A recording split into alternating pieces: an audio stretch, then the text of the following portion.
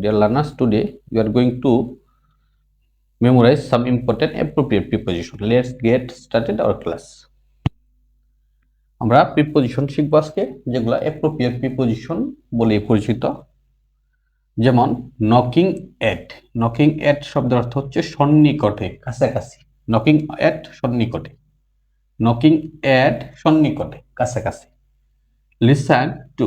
Listen to. Listen to কি? শোনা, অর্থাৎ লিসেন টু মি, মনোযোগ দিয়ে শোনা। আমরা অনেকভাবে অনেক শব্দ শুনি, অনেক কথা শুনি, কিন্তু লিসেন টু অর্থ হচ্ছে মনোযোগ দিয়ে কোনো কিছু শোনা।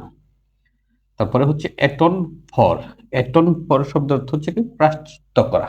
অ্যাটন ফর প্রায়শ্চিত্ত করা।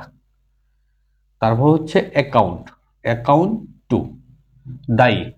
অ্যাপ্রোপ্রিয়েট প্রিপোজিশনের ক্ষেত্রে অনেক সময় যে মূল শব্দ থাকে এটা থেকে একটু ভিন্ন হয়ে যায়। অ্যাকাউন্ট শব্দের অর্থ আমরা জানি হিসাব, শুধু অ্যাকাউন্ট টু দায়ী। অ্যাকাউন্ট টু দায়ী। তারপরে হচ্ছে প্রফিসিয়েন্ট। প্রফিসিয়েন্ট। প্রফিসিয়েন্টের সাথে ইন বসলে তখন হয় দক্ষ। প্রফিসিয়েন্ট ইন, দক্ষ। প্রফিসিয়েন্ট ইন, দক্ষ। তারপরে হচ্ছে লুক। লুক শব্দের অর্থ হচ্ছে তাকানো, আমরা জানি। লুকের সাথে লুক ফর, খোঁজা। লুক ফর, খোঁজা।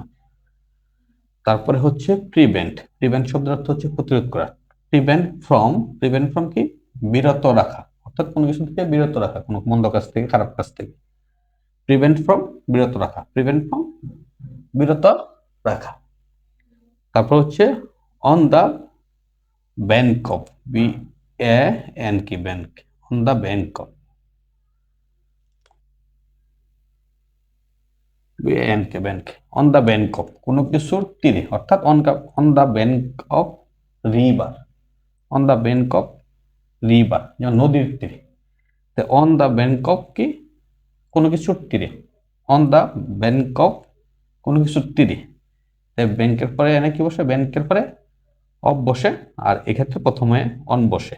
এটা একসাথে অনেকগুলো ফ্রেজ হয়ে গেল। অন দা ব্যাংক অফ, কোনো কিছুর তীরে। On the bank of river, অর্থাৎ নদীর তীরে। এইভাবে আমরা মুখস্থ করতে পারি। Okay dear learners, thanks for watching me. ধন্যবাদ সবাইকে।